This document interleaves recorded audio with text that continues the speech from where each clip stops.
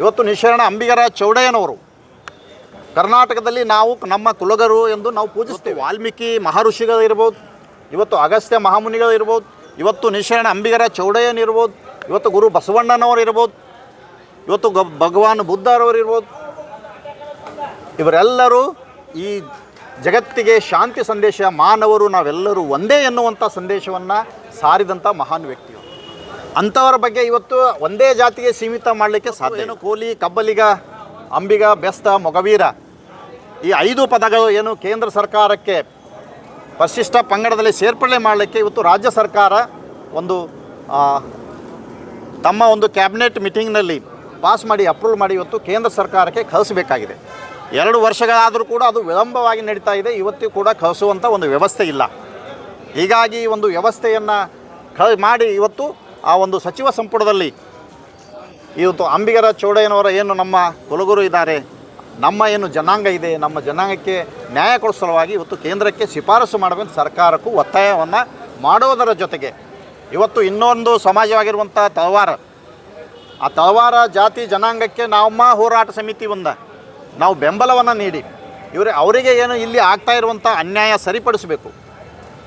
ಇವತ್ತು ಕಳೆದ ಸರ್ಕಾರದಲ್ಲಿ ಸುಮಾರು 16,000 ಪರಿಶಿಷ್ಟ ಪಂಗಡದ ಪ್ರಮಾಣ ಪತ್ರ ನೀಡಿದ್ದಾರೆ. ಕಳೆದ BJP ಸರ್ಕಾರ ಇವತ್ತು ಏನು ಕೇಂದ್ರದಿಂದ ಬಂದಂಥ ಒಂದು ಸೇರ್ಪಡೆಯಾಗಿ ಬಂದಂಥ ಸಂದರ್ಭದಲ್ಲಿ ಸುಮಾರು 2.5 ವರ್ಷಗಳ ಕಾಲ ಇವತ್ತು ಅವರು ಇಲ್ಲಿ ಅದನ್ನು ಜಾರಿಗೆ ತರದೆ ವಿಳಂಬ ಮಾಡ್ತಾ ಇದ್ದಾಗ ನಾವೆಲ್ಲರೂ ಕೂಡ ಪಕ್ಷ ಭೇದವನ್ನು ಮರೆತು ಇಡೀ ರಾಜ್ಯದಲ್ಲಿ ಹೋರಾಟ ಮಾಡಿದ್ದೀವಿ.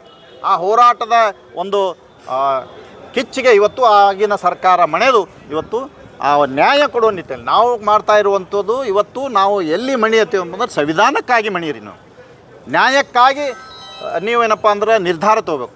ಈ ದೇಶದಲ್ಲಿರುವಂಥ ಬಡವರಿಗೆ, ನಿರ್ಗತಿಕರಿಗೆ, ರಾಜಕೀಯವಾಗಿ ಅನ್ಯಾಯವಾದಂಥವರಿಗೆ, ಸಾಮಾಜಿಕವಾಗಿ ಅನ್ಯಾಯವಾದಂಥವರಿಗೆ, ಇವತ್ತು ಆರ್ಥಿಕವಾಗಿ ತೀರಾ ಹಿನ್ನಡೆಯಲ್ಲಿರುವಂಥವರಿಗೆ ಇವತ್ತು ಡಾಕ್ಟರ್ ಬಾಬಾ ಸಾಹೇಬ್ ಅವರು ತಮ್ಮ ಸಂವಿಧಾನದಲ್ಲಿ ಇವತ್ತು ಅಂಥ ಜಾತಿಗಳನ್ನು ಗುರುತಿಸಿ ಅವರಿಗೆ ಮೇಲೆತ್ತಬೇಕು. ಇವತ್ತು ಸಮಾನತೆ ತರಬೇಕು. ಇವತ್ತು ಪ್ರಜಾಪ್ರಭುತ್ವದ ವ್ಯವಸ್ಥೆ ಏನಿದೆ ಅದು ಎಲ್ಲರಿಗೂ ಸಿಗಬೇಕು ಅನ್ನೋ ಉದ್ದೇಶದಿಂದ ಇವತ್ತು ಆ ಒಂದು ಸಂವಿಧಾನಬದ್ಧವಾಗಿ ಅದನ್ನು ಜಾರಿ ಮಾಡಿದ್ದಾರೆ. ಅದೇ ರೀತಿ ನೀವು ಎಲ್ಲಿ ಅನ್ಯಾಯ ಆಗ್ತದೆ ಅದು ಸರಿಪಡಿಸೋ ಕೆಲಸ ಇವತ್ತು ಒಂದು ಬೃಹತ್ ಪ್ರತಿಭಟನೆಯನ್ನು ಮಾಡುವ ಸಲುವಾಗಿ ಏನು ದಿನಾಂಕ 29ನೇ ತಾರೀಕು ಸೋಮವಾರ ಕನ್ನಡ ಭವನದಲ್ಲಿ ಏನು ಪೂರ್ವಭಾವಿ ಸಭೆ ಕರೆದಿದ್ದೇವೆ. ಆ ಸಭೆಯನ್ನು ಇವತ್ತು ನಿರಂತರವಾಗಿ ಧಾರಾಕಾರವಾಗಿ ಸುರಿತಾ ಇರುವಂಥ ಮಳೆಯ ಈ ಸಂದರ್ಭದಲ್ಲಿ ಅದು ಸೂಕ್ತ ಅನಿಸಲ್ಲ ತಿಳ್ಕೊಂಡು ನಾವು ದಿನಾಂಕ 5/10/2025 ಮುಂದಿನ ರವಿವಾರ ಅದೇ ಕನ್ನಡ ಭವನದಲ್ಲಿ ಒಂದು ಪೂರ್ವಭಾವಿ ಸಭೆಯನ್ನು ಕರೆದಿದ್ದೇವೆ.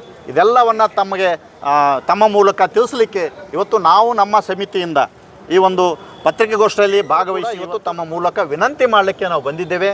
ಇಷ್ಟೇ ಏನು 29ನೇ ತಾರೀಕಿಗೆ ಕರೆದಂಥ ಒಂದು ಪೂರ್ವಭಾವಿ ಸಭೆ ಅದು 5ನೇ ತಾರೀಕು ರವಿವಾರ ದಿವಸ ಕನ್ನಡ ಭವನದಲ್ಲಿ ಕರೆದಿದ್ದೇವೆ. ಇವತ್ತು ನಮ್ಮ ಜನಾಂಗಕ್ಕೆ ಏನೋ ಇವತ್ತು ಯಾರದೇ ಕಳಿಸ್ಬೇಕಾದ್ರೆ ಇವತ್ತು ಸರ್ಕಾರ ಏನೇ ನಿರ್ಧಾರ ತಗೋಬೇಕಾದ್ರೆ ಆಯೋಗ ರಚನೆ ಮಾಡಿ ಅವರ ಒಂದು ವರದಿಯನ್ನು ಪಡೆದು ಕಳಿಸ್ತಾರೆ. ಇವತ್ತು ಕ್ಯಾಬಿನೆಟ್ನಲ್ಲಿ ಅದನ್ನು ವಿಚಾರ ಮಾಡಿ ಇವತ್ತು ಪ್ರಸ್ತಾವನೆ ಸಲ್ಲಿಸ್ತಾರೆ. ಈಗಾಗಲೇ 30 ವರ್ಷ ಇವತ್ತು 3 ಬಾರಿ ಕೇಂದ್ರಕ್ಕೆ ನಮ್ಮ ಪ್ರಸ್ತಾವನೆ ಹೋಗಿದೆ. ಇವತ್ತು ಅವರು ಕೆಲವು ವಿಷಯಗಳ ಬಗ್ಗೆ ಕ್ಯಾಲಿಬ್ರೇಷನ್ ಕೇಳಿಸ್ಲಿಕ್ಕೆ ರಾಜ್ಯ ಸರ್ಕಾರಕ್ಕೆ ಬರ್ದಾರೆ. ಇವತ್ತೇ ಹೊಸದಾಗಿ ಈ ಫೈಲ್ ಕೇಂದ್ರೀಯ ಸಮಾಜದ ಜನ ನಾವು ಯಾವತ್ತೂ ಸುಮ್ಮ ಕೊಡಲ್ಲ. ನಾವು ಯಾವುದೇ ಸಂದರ್ಭದಲ್ಲಿ ಕೂಡ ತಕ್ಕ ಉತ್ತರ ಕೊಡ್ತೇವೆ. ನಮ್ಮ ಜಾತಿಗೆ ಅನ್ಯಾಯವನ್ನು ಮಾಡಿದ್ರೆ ನಾವು ಯಾವತ್ತೂ ಸರಿಸ್ಕೊಳ್ಳಲ್ಲ. ಇವತ್ತು ಅವರು ಯಾವುದೇ ಪಕ್ಷದ ಅನ್ಯಾಯ ಮಾಡಿದ್ರೆ ನಾವು ಯಾವತ್ತೂ ತಡ್ಕೋಲ್ಲ. ಯಾರಿಗಾರೇ ಅನ್ಯಾಯ ಆದರೆ ಕೋಲಿ ಸಮಾಜದವ್ರು ಹೋಗಿ ಮುಂದೆ ನಿಂತು ನ್ಯಾಯ ಕೊಡಿಸೋ ಕೆಲಸಕ್ಕೆ ನಾವು ಹೆಸರುವಾಸಿಯಾಗಿದ್ದೀವಿ.